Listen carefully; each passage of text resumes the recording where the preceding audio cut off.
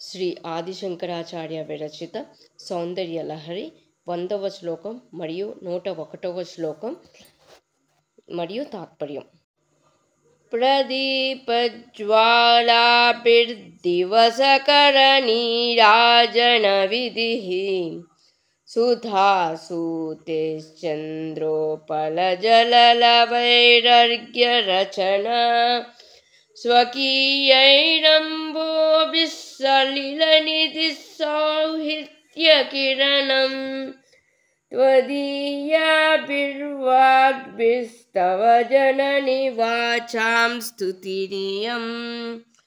సూర్యుని అగ్ని వలననే జ్వలించే దివిటీలతో సూర్యునికి నీరాజనమిచ్చినట్లు, చంద్రుని వలన కలిగే చంద్రకాంతి శిలాజాల బిందువులతో చంద్రునికి అర్ఘ్యమిచ్చినట్లు, సముద్ర జలములతో సముద్రునికే తర్పణమిచ్చినట్లు, ఓ వాక్కుల తల్లి, నీ నుండి వచ్చిన నీవిచ్చిన నీ రూపములైన వాక్కులతో నిన్నే స్తుతిస్తున్నాను. నిజానికి పై శ్లోకంతో సౌందర్యలహరి సమాప్తి అయినట్లే.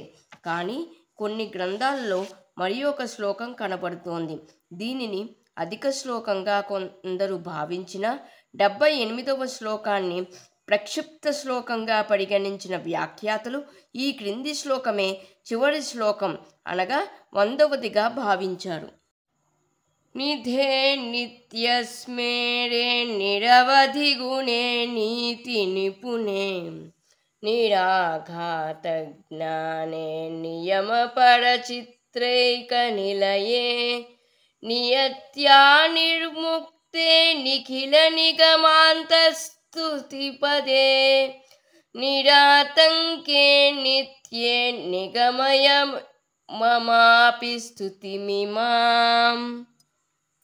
సకల శక్తులకు నిధి అయిన తల్లి, ఎల్లప్పుడూ చిరునవ్వులు చిందించే దేవి, హద్దులేని కళ్యాణ గుణములు గలదాన, శాస్త్ర మార్గాలలో నేర్పరి అయిన దాన, నిర్విషయ జ్ఞానస్వరూపిణి, నియమపరులైన యోగులు చిత్తమే ముఖ్య నివాసముగా గల తల్లి, ఏ నియమానికి కట్టుపడని దాన, సకల ఉపనిషత్తులు చే స్తుతింపబడే తత్వరూపిణి, ఏ భయము ఆపలదా లేని దేవి, శాశ్వతురాలా, నా స్తుతిని స్వీకరించుమా అమ్మా.